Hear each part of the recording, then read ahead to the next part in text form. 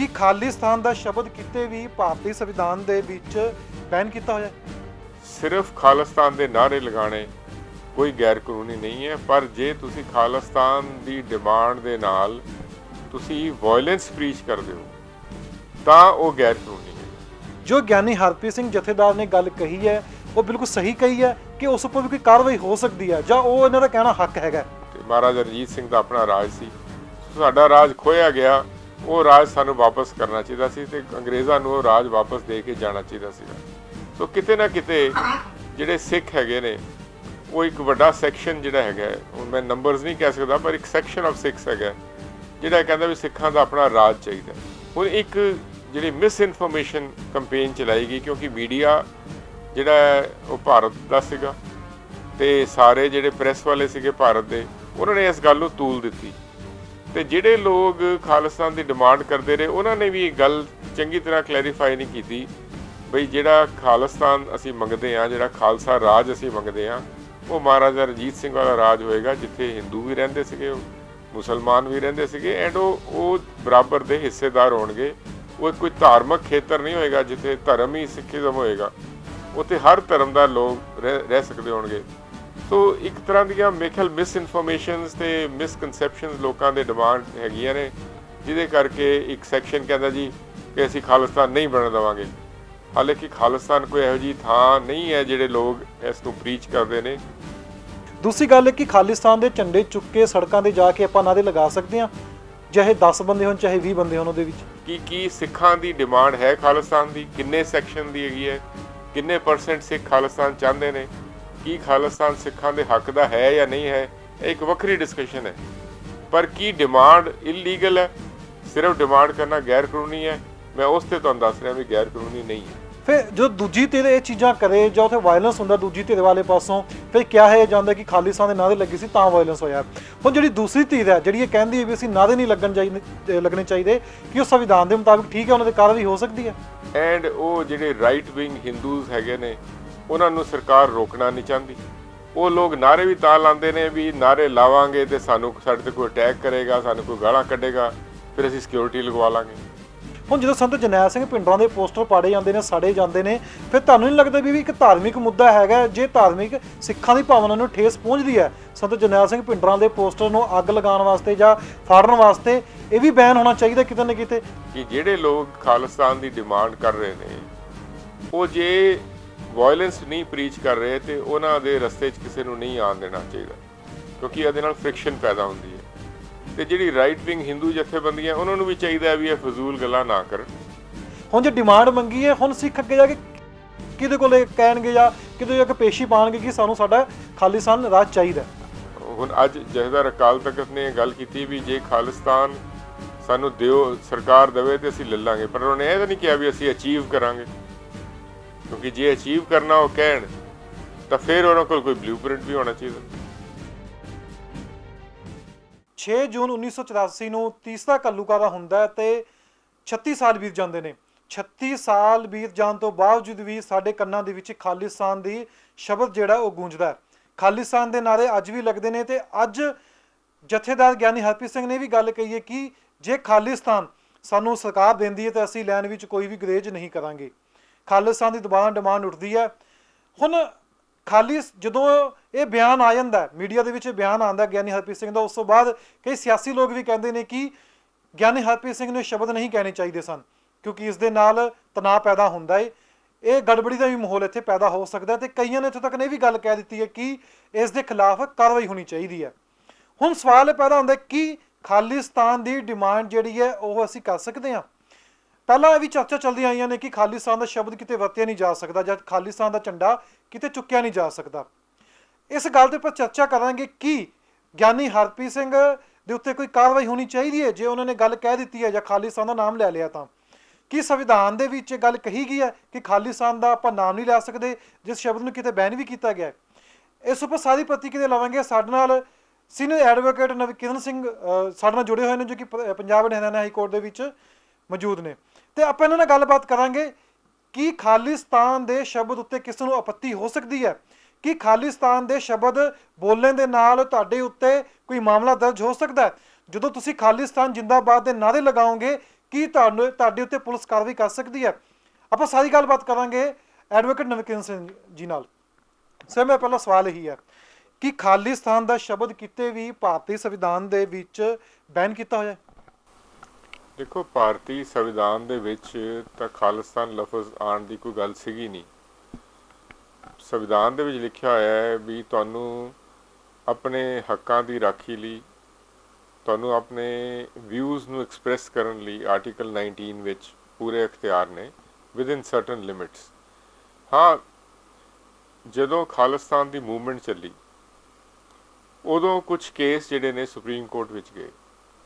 ਇੱਕ ਉਹਨਾਂ 'ਚੋਂ ਕੇਸ ਸੀਗਾ ਬਲਵੰਤ ਸਿੰਘ ਟੋਰੇ ਦਾ। ਬਲਵੰਤ ਸਿੰਘ ਟੋਰਾ ਚੰਡੀਗੜ੍ਹ ਦੇ ਵਿੱਚ ਇੰਪਲੋਈ ਸੀਗਾ।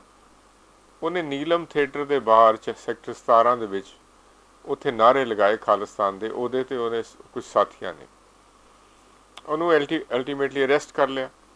ਉਹ ਕੇਸ ਜਿਹੜਾ ਹੈਗਾ ਸੁਪਰੀਮ ਕੋਰਟ ਕੋਲ ਗਿਆ ਤੇ 1991 ਕੇ 93 ਦੀ ਫੈਸਲਾ ਹੈਗਾ, ਜਿਹਦੇ ਵਿੱਚ ਸੁਪਰੀਮ ਕੋਰਟ ਨੇ ਕਿਹਾ ਕਿ ਸਿਰਫ ਖਾਲਿਸਤਾਨ ਦੇ ਨਾਅਰੇ ਲਗਾਉਣੇ ਕੋਈ ਗੈਰ ਕਾਨੂੰਨੀ ਨਹੀਂ ਹੈ, ਪਰ ਜੇ ਤੁਸੀਂ ਖਾਲਿਸਤਾਨ ਦੀ ਡਿਮਾਂਡ ਦੇ ਨਾਲ ਤੁਸੀਂ ਵਾਇਲੈਂਸ ਪ੍ਰੀਚ ਕਰਦੇ ਹੋ ਤਾਂ ਉਹ ਗੈਰ ਕਾਨੂੰਨੀ ਹੈਗਾ।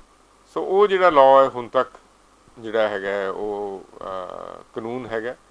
ਉਸੇ ਬੇਸ 'ਤੇ ਜਿੰਨੇ ਵੀ ਪਰਚੇ ਅੱਜ ਤੱਕ ਹੋਏ, ਭਾਵੇਂ ਸਰ ਸਿਮਰਨਜੀਤ ਸਿੰਘ ਮਾਨ 'ਤੇ ਹੋਏ, ਦਲਜੀਤ ਸਿੰਘ ਬਿੱਟੂ 'ਤੇ ਹੋਏ, ਦਲ ਖਾਲਸਾ 'ਤੇ ਹੋਏ, ਉਹ ਸਾਰੇ ਹੀ ਹਾਈ ਕੋਰਟ ਨੇ ਖ਼ਤਮ ਕਰ ਦਿੱਤੇ, ਇਹ ਕਹਿ ਕੇ ਵੀ ਡਿਮਾਂਡ ਕਰਨਾ ਗੈਰ ਕਾਨੂੰਨੀ ਨਹੀਂ ਹੈ। ਹਾਂ, ਡਿਮਾਂਡ ਵਾਸਤੇ ਤੁਸੀਂ ਜੇ ਉਪਰਾਲੇ ਇਹੋ ਜਿਹੇ ਕਰੋ ਜਿਹਦੇ ਨਾਲ ਵਾਇਲੈਂਸ ਪ੍ਰੀਚ ਹੋਵੇ ਤਾਂ ਉਹ ਗੈਰ ਕਾਨੂੰਨੀ ਹੈ। ਹੁਣ ਅੱਜ ਜਿਸ ਤਰੀਕੇ ਨਾਲ 36 ਸਾਲ ਹੋ ਜਾਂਦੇ ਨੇ 1984 ਜਦੋਂ ਅਕਾਲ ਤਖਤ ਤੇ ਅਟੈਕ ਹੁੰਦਾ, ਉਸ ਤੋਂ ਬਾਅਦ ਆਪਾਂ ਦੇਖਦੇ ਹਾਂ ਜਦੋਂ ਵੀ 6 ਜੂਨ ਆਉਂਦੀ ਹੈ ਤਾਂ ਉੱਥੇ ਖਾਲਿਸਤਾਨ ਦੇ ਨਾਅਰੇ ਲੱਗਦੇ ਨੇ ਹਰਿਮੰਦਰ ਸਾਹਿਬ ਦੇ ਵਿੱਚ। ਅੱਜ ਤਾਂ ਜਥੇਦਾਰ ਸਾਹਿਬ ਨੇ ਵੀ ਕਹਿ ਦਿੱਤਾ ਕਿ ਖਾਲਿਸਤਾਨ ਜੇ ਸਾਨੂੰ ਸਰਕਾਰ ਦਿੰਦੀ ਹੈ ਤਾਂ ਸਾਨੂੰ ਕੋਈ ਦਿੱਕਤ ਨਹੀਂ ਲੈਣ ਦੇ ਵਿੱਚ। ਹੁਣ ਦੂਸਰੇ ਪਾਸੇ ਵੀ ਬਿਆਨ ਆ ਜਾਂਦੇ ਨੇ ਕਿ ਇਸ ਉੱਪਰ ਕਾਰਵਾਈ ਹੋਣੀ ਚਾਹੀਦੀ ਹੈ। ਜੋ ਗਿਆਨੀ ਹਰਪ੍ਰੀਤ ਸਿੰਘ ਜਥੇਦਾਰ ਨੇ ਗੱਲ ਕਹੀ ਹੈ ਉਹ ਬਿਲਕੁਲ ਸਹੀ ਕਹੀ ਹੈ ਕਿ ਉਸ ਉੱਪਰ ਵੀ ਕੋਈ ਕਾਰਵਾਈ ਹੋ ਸਕਦੀ ਹੈ, ਜਾਂ ਉਹ ਇਹਨਾਂ ਦਾ ਕਹਿਣਾ ਹੱਕ ਹੈਗਾ? ਕਿ ਮੈਂ ਜਿਵੇਂ ਤੁਹਾਨੂੰ ਪਹਿਲੇ ਕਿਹਾ ਹੈ ਵੀ ਕੋਈ ਵੀ ਖਾਲਿਸਤਾਨ ਦੀ ਡਿਮਾਂਡ ਕਰ ਸਕਦਾ ਤੇ ਇਹਦੇ 'ਚ ਕੋਈ ਗੈਰ ਕਾਨੂੰਨੀ ਗੱਲ ਨਹੀਂ ਹੈ। ਜੇ ਤੁਸੀਂ ਸੁਬਰਾਮਨੀਅਮ ਸਵਾਮੀ ਮੈਂਬਰ ਪਾਰਲੀਮੈਂਟ ਦੀ ਇੰਟਰਵਿਊ ਸੁਣੋਗੇ, ਉਹ ਵੀ ਆਪਣੀ ਇੰਟਰਵਿਊ 'ਚ ਇਹੀ ਕਹਿੰਦੇ ਨੇ ਵੀ ਜਰਨੈਲ ਸਿੰਘ ਹੋਰੀ ਖਾਲਿਸਤਾਨ ਕਦੀ ਨਹੀਂ ਸੀ ਮੰਗਦੇ, ਪਰ ਉਹ ਕਹਿੰਦੇ ਸੀ ਜੇ ਕੋਈ ਸਰਕਾਰ ਸਾਨੂੰ ਦਵੇ ਤੇ ਅਸੀਂ ਇਨਕਾਰ ਨਹੀਂ ਕਰਾਂਗੇ। ਤੇ ਇਹੀ ਗੱਲ ਅੱਜ ਸਰਦਾਰ ਗਿਆਨੀ ਹਰਪ੍ਰੀਤ ਸਿੰਘ ਹੋਰਾਂ ਨੇ ਕਹੀ ਹੈ ਕਿ ਜੇ ਸਰਕਾਰ ਸਾਨੂੰ ਖਾਲਿਸਤਾਨ ਦਵੇ ਤੇ ਅਸੀਂ ਉਹਨੂੰ ਇਨਕਾਰੀ ਨਹੀਂ ਹੋਵਾਂਗੇ, ਕਿਉਂਕਿ ਇੱਕ ਲਾਰਜ ਸੈਕਸ਼ਨ ਆਫ ਸਿੱਖਸ ਹੈਗਾ ਜਿਹੜਾ ਇਹ ਸਮਝਦਾ ਵੀ ਜਿਹੜੇ ਸਾਡੇ ਨਾਲ ਵਾਅਦੇ ਕੀਤੇ ਗਏ ਸੀਗੇ ਹਿੰਦੁਸਤਾਨ ਦੀ ਸਰਕਾਰ ਨੇ, ਜਿਨ੍ਹਾਂ ਕਾਰਨ ਸਿੱਖਾਂ ਨੇ ਆਪਣੀ ਜਿਹੜੀ ਹੈਗੀ ਹੈ ਆਪਣੀ ਕਿਸਮਤ ਇੰਡੀਆ ਦੇ ਨਾਲ ਜੋੜੀ, ਭਾਰਤ ਦੇ ਨਾਲ ਜੋੜੀ, ਉਹ ਪੂਰੇ ਨਹੀਂ ਹੋਏ। ਤੇ ਜੋ ਸਾਨੂੰ ਡਿਊ ਮਿਲਣਾ ਚਾਹੀਦਾ ਸੀਗਾ ਉਹ ਨਾ ਡਿਊ ਰਿਸਪੈਕਟ ਮਿਲੀ, ਨਾ ਸਾਡਾ ਕਲਚਰਲ ਬਚਿਆ, ਨਾ ਸਾਡੀ ਭਾਸ਼ਾ ਬਚੀ, ਨਾ ਇਹੋ ਜਿਹਾ ਖਿੱਤਾ ਸਾਨੂੰ ਮਿਲ ਸਕਿਆ ਜਿਹਦੇ 'ਚ ਅਸੀਂ ਜਿਹੜਾ ਹੈਗਾ ਆਪਣੇ ਧਰਮ ਨੂੰ ਤੇ ਕਲਚਰ ਨੂੰ ਤੇ ਲੈਂਗੁਏਜ ਨੂੰ ਬਚਾ ਸਕੀਏ। ਤਾਂ ਉਹ ਜਿਹੜੇ ਲੋਕ ਇਹ ਸਮਝਦੇ ਨੇ ਕਿ ਸਾਨੂੰ ਜਿਹੜਾ ਹੈਗਾ ਆਪਣਾ ਰਾਜ ਚਾਹੀਦਾ। ਤੇ ਦੂਸਰਾ ਇੱਕ ਹੋਰ ਵੀ ਸਿੱਖਾਂ ਦੇ ਬੈਕ ਆਫ ਮਾਈਂਡ ਹੈਗਾ ਕਿ ਸਿੱਖਾਂ ਦਾ ਆਪਣਾ ਰਾਜ ਸੀਗਾ ਜਦੋਂ ਅੰਗਰੇਜ਼ਾਂ ਨੇ ਆ ਕੇ ਕਬਜ਼ਾ ਕੀਤਾ ਇੰਡੀਆ ਦੇ ਉੱਤੇ। ਮਹਾਰਾਜਾ ਰਣਜੀਤ ਸਿੰਘ ਦਾ ਆਪਣਾ ਰਾਜ ਸੀ।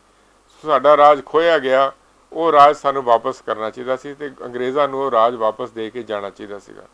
ਸੋ ਕਿਤੇ ਨਾ ਕਿਤੇ ਜਿਹੜੇ ਸਿੱਖ ਹੈਗੇ ਨੇ ਉਹ ਇੱਕ ਵੱਡਾ ਸੈਕਸ਼ਨ ਜਿਹੜਾ ਹੈਗਾ, ਹੁਣ ਮੈਂ ਨੰਬਰਸ ਨਹੀਂ ਕਹਿ ਸਕਦਾ, ਪਰ ਇੱਕ ਸੈਕਸ਼ਨ ਆਫ ਸਿੱਖਸ ਹੈਗਾ ਜਿਹੜਾ ਕਹਿੰਦਾ ਵੀ ਸਿੱਖਾਂ ਦਾ ਆਪਣਾ ਰਾਜ ਚਾਹੀਦਾ। ਹੁਣ ਪ੍ਰੋਬਲਮ ਕਿਉਂ ਆਉਂਦੀ ਹੈ? ਮੈਨੂੰ ਇਹ ਲੱਗਦਾ ਹੈ ਕਿ ਜਦੋਂ ਸਿੱਖਾਂ ਨੇ ਇਹ ਡਿਮਾਂਡ ਕੀਤੀ ਖਾਲਿਸਤਾਨ ਦੀ, ਜਿਹੜੇ ਲੋਕ ਸਿੱਖਾਂ ਦੇ ਖਿਲਾਫ ਸੀਗੇ ਜਾਂ ਸਿੱਖਾਂ ਦੀ ਇਸ ਵਿਚਾਰਧਾਰਾ ਦੇ ਖਿਲਾਫ ਸੀਗੇ, ਉਹਨਾਂ ਨੇ ਇਹ ਪ੍ਰੀਚ ਕਰਨਾ ਸ਼ੁਰੂ ਕਰਤਾ ਕਿ ਜਿਹੜਾ ਖਾਲਿਸਤਾਨ ਹੋਏਗਾ ਉੱਥੇ ਹਿੰਦੂ ਨਹੀਂ ਰਹਿ ਸਕਦੇ। ਹੁਣ ਇੱਕ ਜਿਹੜੀ ਮਿਸ ਇਨਫੋਰਮੇਸ਼ਨ ਕੰਪੇਨ ਚਲਾਈ ਗਈ, ਕਿਉਂਕਿ ਮੀਡੀਆ ਜਿਹੜਾ ਉਹ ਭਾਰਤ ਦਾ ਸੀਗਾ ਤੇ ਸਾਰੇ ਜਿਹੜੇ ਪ੍ਰੈਸ ਵਾਲੇ ਸੀਗੇ ਭਾਰਤ ਦੇ, ਉਹਨਾਂ ਨੇ ਇਸ ਗੱਲ ਨੂੰ ਤੂਲ ਦਿੱਤੀ।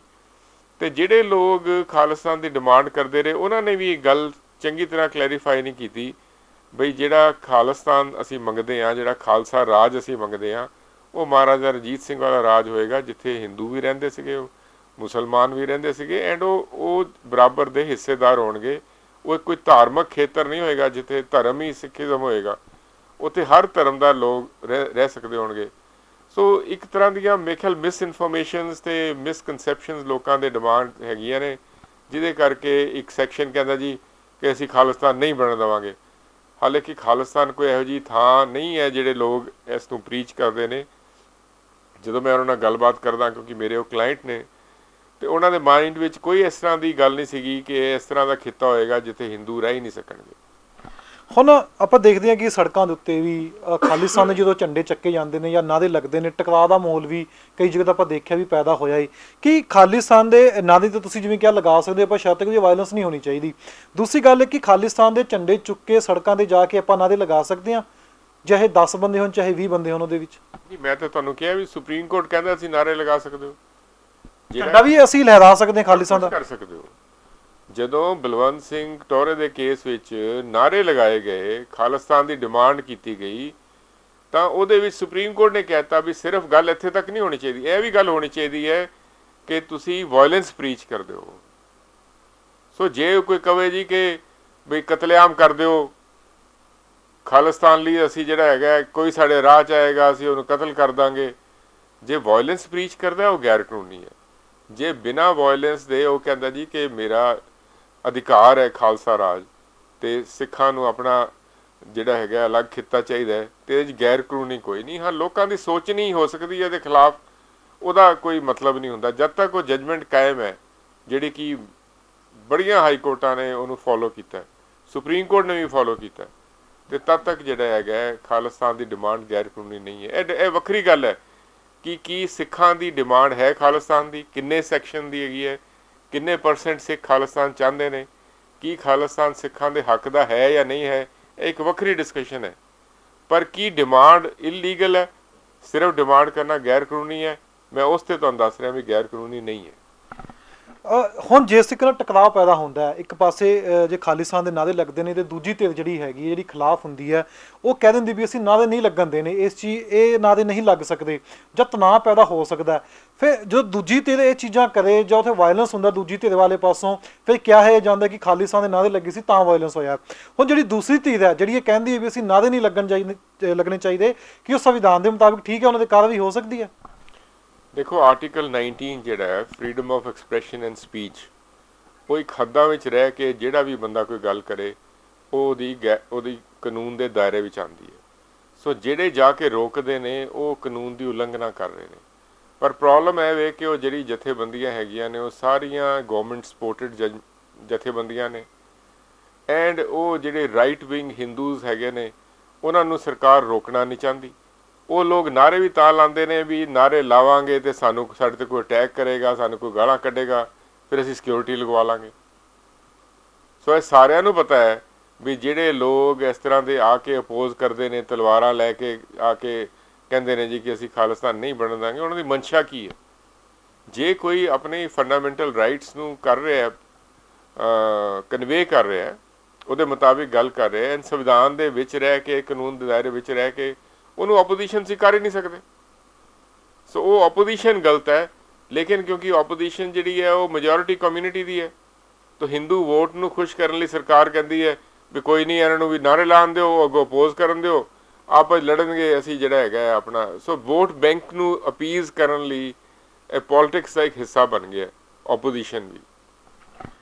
ਹੁਣ ਆਪਾਂ ਦੇਖਦੇ ਹਾਂ ਕਲਾਕਾਰ ਦੀ ਗੱਲ ਕਰ ਲਈਏ, ਚਾਹੇ ਕਲਾ ਦੀ ਗੱਲ ਕਰ ਲਈਏ, ਕਿਸੇ ਵੀ ਖੇਤਰ 'ਚ ਕਿਸੇ ਦੀ ਵੀ ਆਪਾਂ ਗੱਲ ਕਰ ਲਈਏ, ਜਦੋਂ ਧਾਰਮਿਕ ਦੀ ਗੱਲ ਆਉਂਦੀ ਹੈ, ਧਾਰਮਿਕ ਮੁੱਦਿਆਂ ਦੀ ਗੱਲ ਆਉਂਦੀ ਹੈ, ਬਾਕੀ ਜਥੇਬੰਦੀਆਂ ਵੀ ਕਹਿੰਦੇ ਨੇ ਕਿ ਸਾਡੇ ਧਰਮ ਬਾਰੇ ਕੋਈ ਵੀ ਬੋਲਦਾ, ਚਾਹੇ ਹਿੰਦੂ ਨੇ, ਚਾਹੇ ਮੁਸਲਮਾਨ ਨੇ, ਚਾਹੇ ਸਿੱਖ ਨੇ, ਆਪਾਂ ਕਿਸੇ ਵੀ ਧਰਮ ਦੀ ਗੱਲ ਕਰ ਲਈਏ, ਜਦੋਂ ਵੀ ਕੋਈ ਮਾੜੀ ਜਿਹੀ ਗੱਲ ਉੱਠ ਜਾਂਦੀ ਹੈ ਤਾਂ ਧਾਰਮਿਕ ਭਾਵਨਾਵਾਂ ਦੀ ਗੱਲ ਆ ਜਾਂਦੀ ਹੈ।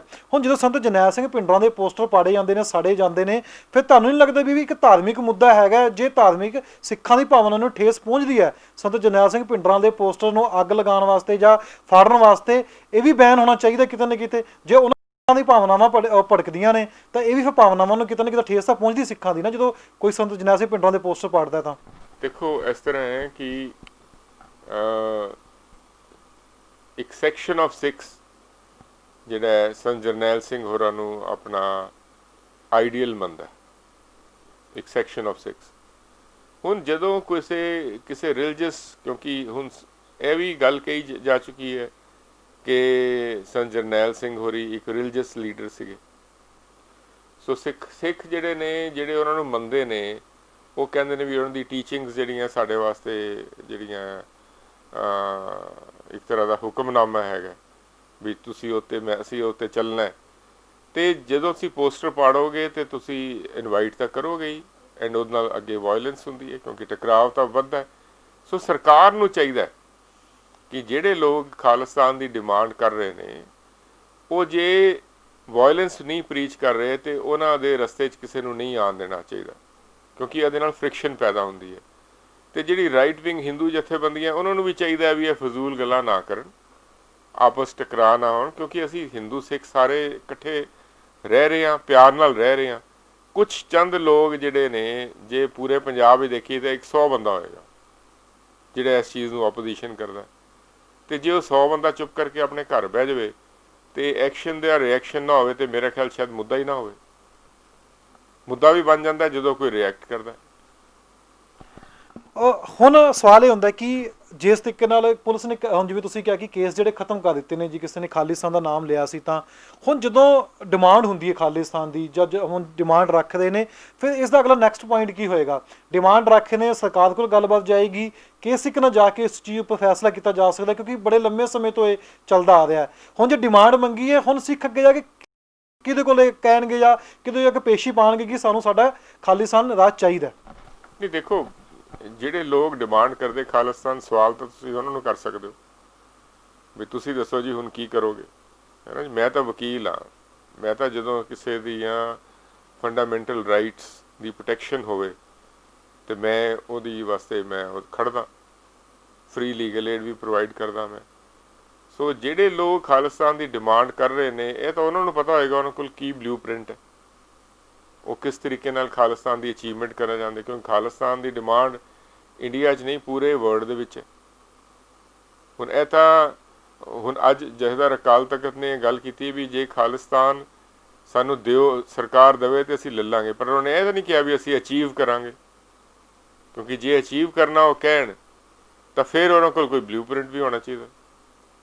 ਸੋ ਜਿਹੜੇ ਲੋਕ ਖਾਲਿਸਤਾਨ ਦੀ ਡਿਮਾਂਡ ਕਰਦੇ ਨੇ, ਉਹਨਾਂ ਕੋਲ ਕੋਈ ਬਲੂ ਪ੍ਰਿੰਟ ਹੋਏਗਾ, ਉਹ ਇਸ ਦਾ ਜਵਾਬ ਦੇਣਗੇ ਕਿ ਵੀ ਕਿਵੇਂ ਉਹ ਅਚੀਵ ਕਰਨਾ ਚਾਹੁੰਦੇ ਨੇ। ਮੇਰਾ ਇੱਕ ਆਖਰੀ ਸਵਾਲ ਹੈ ਕਿ ਜਿਸ ਤਰੀਕੇ ਨਾਲ ਵਿਦੇਸ਼ਾਂ ਦੇ ਵਿੱਚ ਵੀ ਖਾਲਿਸਤਾਨ ਦੇ ਨਾਅਰੇ ਲੱਗਦੇ ਨੇ, ਉੱਥੇ ਵੀ ਡਿਮਾਂਡ ਹੁੰਦੀ ਕਿ ਸਾਨੂੰ ਖਾਲਿਸਤਾਨ ਚਾਹੀਦਾ। ਹੁਣ ਜਦੋਂ ਆਪਾਂ ਜਗ੍ਹਾ ਦੀ ਗੱਲ ਕਰਨੇ, ਜਦੋਂ ਜ਼ਮੀਨ ਦੀ ਗੱਲ ਕਰਨੇ, ਜਿਵੇਂ ਤੁਸੀਂ ਵੀ ਗੱਲ ਕੀਤੀ ਹੈ ਕਿ ਖਾਲਿਸਤਾਨ ਜਿਹੜੀ ਡਿਮਾਂਡ ਕਰਦੇ ਉਹਨਾਂ ਨੂੰ ਪਤਾ ਹੋਣਾ ਚਾਹੀਦਾ ਵੀ ਸਾਡੀ ਜਗ੍ਹਾ ਕਿੱਥੇ ਹੋਣੀ ਚਾਹੀਦੀ ਹੈ, ਕਿੰਨਾ ਏਰੀਆ ਚਾਹੀਦਾ, ਕਿੰਨਾ ਜੋ ਵੀ ਹੈ। ਹੁਣ ਜਦੋਂ ਖਾਲਿਸਤਾਨ ਦੇ ਨਾਅਰੇ ਲੱਗਦੇ ਨੇ, ਇੱਥੇ ਤੁਹਾਨੂੰ ਲੱਗਦਾ ਵੀ ਕਿਤੇ ਨਾ ਕਿਤੇ ਜਿਹੜੇ ਆਮ ਲੋਕ ਨੇ ਜਾਂ ਆਮ ਸਿੱਖ ਨੌਜਵਾਨ ਨੇ, ਉਹ ਕਿਤੇ ਕਿਤੇ ਸ਼ਿਕਾਰ ਵੀ ਹੋ ਰਹੇ ਨੇ, ਵਾਇਲੈਂਸ ਕਰ ਦਿੰਦੇ ਨੇ। ਜਦੋਂ ਥੋੜੀ ਹੁਣ ਆਪਾਂ ਦੇਖਦੇ ਹਾਂ ਕਿ ਮਾਹੌਲ ਜਿਸ ਤਰੀਕੇ ਨਾਲ ਕ੍ਰੀਏਟ ਕੀਤਾ ਜਾ ਰਿਹਾ, ਵਾਇਲੈਂਸ ਹੋ ਜਾਂਦੀ ਹੈ। ਜਦੋਂ ਸਿੱਖ ਵਾਇਲੈਂਸ ਕਰਦੇ ਨੇ ਨੌਜਵਾਨ, ਫਿਰ ਕਿਤੇ ਨਾ ਕਿਤੇ ਸਮੱਸਿਆ ਵੀ ਆਉਂਦੀ ਹੈ ਉਹਦੇ। ਨਹੀਂ, ਦੇਖੋ, ਹੁਣ ਇੰਨੀ ਵੱਡੀ ਮੂਵਮੈਂਟ ਚੱਲੀ ਹੈ ਕਾਲਿਆਂ ਦੀ ਬਾਹਰ, ਸ਼ਾਂਤਮਈ ਮੂਵਮੈਂਟ ਚੱਲੀ, ਵਿੱਚ ਕੁਝ ਲੋਕਾਂ ਨੇ ਜਾ ਕੇ ਗੜਬੜ ਵੀ ਕੀਤੀ ਹੈ। ਸੋ ਜਦੋਂ ਵੀ ਕੋਈ ਮੂਵਮੈਂਟਸ ਚੱਲਦੀਆਂ ਨੇ, ਭਾਵੇਂ ਪੀਸਫੁਲ ਮੂਵਮੈਂਟਸ ਹੋਣ, ਉਹ ਪੀਸਫੁਲ ਸਿਰਫ ਨਹੀਂ ਰਹਿੰਦੀਆਂ, ਕਿਉਂਕਿ ਕਿਤੇ ਨਾ ਕਿਤੇ ਜਦੋਂ ਅੱਗੋਂ ਕੋਈ ਗੱਲਬਾਤ ਹੀ ਤੁਹਾਡੇ ਨਾਲ ਨਾ ਕਰੇ, ਤੁਹਾਡਾ ਸਬਰ ਦਾ ਪਿਆਲਾ ਟੁੱਟ ਜਾਏ, ਤੇ ਫਿਰ ਲੋਕ ਜਿਹੜੇ ਨੇ ਹਥਿਆਰਾਂ ਦੀ ਮਦਦ ਲੈ ਲੈਂਦੇ ਨੇ। ਤੇ ਇਸ ਕਰਕੇ ਚਾਹੀਦਾ ਤਾਂ ਇਹ ਹੁੰਦਾ ਵੀ ਜਦੋਂ ਕੋਈ ਪੀਸਫੁਲ ਮੂਵਮੈਂਟ ਹੋਵੇ ਤਾਂ ਗੱਲਬਾਤ ਦੇ ਜ਼ਰੀਏ ਬੈਠਣਾ ਚਾਹੀਦਾ। ਮੈਂ ਤਾਂ ਹਮੇਸ਼ਾ ਇਹ ਕਹਿਣਾ ਕਿ ਇਹ ਬੜੀ ਪੁਰਾਣੀ ਡਿਮਾਂਡ ਹੈ ਸਿੱਖਾਂ ਦੀ ਕਿ ਉਹਨਾਂ ਦਾ ਆਪਣਾ ਇੱਕ ਘਰ ਹੋਵੇ। ਹੁਣ ਘਰ ਹੋਣਾ ਚਾਹੀਦਾ ਜਾਂ ਨਹੀਂ ਹੋਣਾ ਚਾਹੀਦਾ, ਕੀ ਉਹ ਵਾਜਬ ਹੈ, ਘਰ ਕਿਸ ਤਰ੍ਹਾਂ ਦਾ ਹੋਵੇ, ਇਹ ਤਾਂ ਸਿੱਖ ਕਮਿਊਨਿਟੀ ਦੇ ਜਿਹੜੇ ਨੁਮਾਇੰਦੇ ਜਿਹੜੇ ਇਹ ਕਹਿੰਦੇ ਨੇ ਕਿ ਸਾਡਾ ਘਰ ਹੋਣਾ ਚਾਹੀਦਾ, ਉਹਨਾਂ ਨਾਲ ਬੈਠ ਕੇ ਗੱਲਬਾਤ ਕਰਨੀ ਚਾਹੀਦੀ, ਸਰਕਾਰ ਨੂੰ ਵੀ ਗੱਲ ਕਰਨੀ ਚਾਹੀਦੀ, ਤਾਂ ਕਿ ਕੋਈ ਵਾਇਲੈਂਸ ਵੱਲ ਜਾਵੇ ਹੀ ਨਾ। ਬੈਠ ਕੇ ਟੇਬਲ 'ਤੇ ਜਦੋਂ ਤੁਸੀਂ ਗੱਲ ਕਰੋਗੇ ਤਾਂ ਕਿਸੇ ਨਾ ਕਿਸੇ ਦਾ ਕੋਈ ਨਾ ਕੋਈ ਵਿੱਚੋਂ ਹੱਲ ਨਿਕਲਦਾ। ਸੋ ਬਹਿਣਾ ਚਾਹੀਦਾ ਸਰਕਾਰ ਨੂੰ ਚਾਹੀਦਾ ਵੀ ਤੁਸੀਂ ਇਹ ਕਿਉਂ ਗੱਲਾਂ ਕਰਦੇ ਹੋ, ਹੈ ਨਾ। ਸਿੱਖਾਂ ਦੇ ਕੀ ਰੋਸ ਨੇ, ਹੋ ਸਕਦਾ ਸਿੱਖਾਂ ਦੇ ਰੋਸ ਹੀ ਪੂਰੇ ਕਰ ਦਿਓ ਸਰਕਾਰ, ਤੇ ਕੱਲ੍ਹ ਨੂੰ ਜਿਹੜੇ ਉਹਦੇ ਜ਼ਖਮ ਹੈਗੇ ਜਿਨ੍ਹਾਂ ਨੂੰ ਉਹ ਹਰ ਸਾਲ ਜੂਨ ਤੇ ਨਵੰਬਰ 84 ਵਿੱਚ ਯਾਦ ਕਰਦੇ ਨੇ, ਹੋ ਸਕਦਾ ਜ਼ਖਮਾਂ 'ਤੇ ਮਰਹਮ ਹੀ ਲਗਾਈ ਜਾ ਸਕਦੀ, ਹੋ ਸਕਦਾ ਡਿਮਾਂਡ ਕੱਲ੍ਹ ਨੂੰ ਰਵੇ ਨਾ। ਤਾਂ ਕੀ ਇਹ ਸਰਕਾਰਾਂ ਦੇ ਉੱਤੇ ਹੈਗਾ ਕਿ ਉਹ ਕਿਵੇਂ ਰਿਐਕਟ ਕਰਦੇ ਨੇ। ਸੋ ਸਰਕਾਰ ਗੱਲ ਕਰੇਗੀ, ਸਿੱਖਾਂ ਦੇ ਨੁਮਾਇੰਦੇ ਜਾ ਕੇ ਬੈਠਣਗੇ, ਫਿਰ ਵਿੱਚੋਂ ਕੀ ਨਿਕਲੇਗੀ ਫਿਰ ਦੇਖਣਗੇ। ਤੁਸੀਂ ਹੁਣ ਸਰਕਾਰ ਦੀ ਗੱਲ ਕੀਤੀ ਹੈ, ਪੋਲੀਟੀਸ਼ੀਅਨ ਦੀ ਗੱਲ ਕੀਤੀ ਹੈ, ਮੈਂ ਤੁਹਾਨੂੰ ਇੱਕ ਹਟ ਕੇ ਸਵਾਲ ਪੁੱਛਣਾ ਚਾਹੁੰਦਾ। ਜਿਸ ਤਰੀਕੇ ਨਾਲ ਤੁਸੀਂ ਹੁਣ ਗੱਲ ਰੱਖੀ ਹੈ ਕਿ ਸਰਕਾਰ ਨਾਲ ਬੈਠ ਕੇ ਗੱਲਬਾਤ ਕਰਨੀ ਚਾਹੀਦੀ ਹੈ, ਤੁਹਾਨੂੰ ਲੱਗਦਾ ਕਿ 36 ਸਾਲ ਦੇ ਵਿੱਚ ਕਿਸੇ ਵੀ ਸਿੱਖ ਲੀਡਰ ਨੇ ਸਰਕਾਰ ਨਾਲ ਬੈਠ ਕੇ ਗੱਲ ਕੀਤੀ ਹੈ ਜਾਂ ਸਿਆਸੀ ਰੋਟੀਆਂ ਸੇਕੀਆਂ ਨੇ? ਨਹੀਂ, ਗੱਲ ਇਸ ਤਰ੍ਹਾਂ ਹੈ ਕਿ ਸਰਕਾਰ ਨਾਲ ਗੱਲਬਾਤ ਕਰਨ ਲਈ 1984 ਦੇ ਵਿੱਚ ਵੀ ਬੜੀ ਵਾਰੀ ਗੱਲ ਹੋਈ ਸੀ।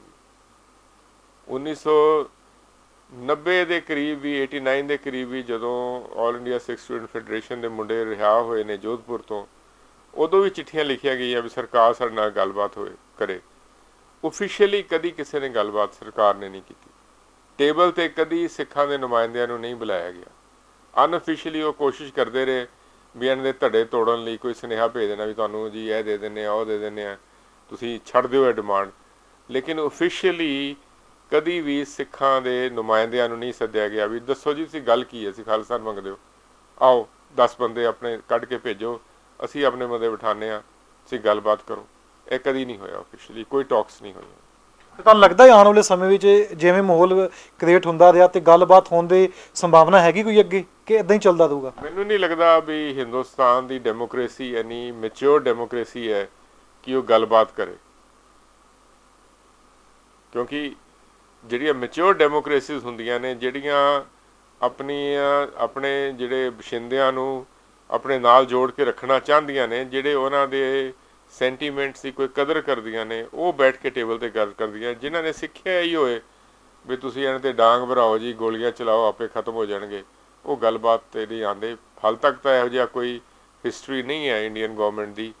ਸ਼ਾਇਦ ਸਮੇਂ ਦੇ ਨਾਲ ਕਿਧਰੇ ਗੱਲਬਾਤ ਹੋਵੇ ਤੇ ਜਿਹੜੇ ਸੈਕਸ਼ਨ ਆਫ 6 ਇਹ ਡਿਮਾਂਡ ਕਰ ਰਿਹਾ, ਉਹਦੀ ਕਿਧਰੇ ਡਿਮਾਂਡ ਦੀ ਕੋਈ ਸੁਣਵਾਈ ਹੋ ਸਕੇ।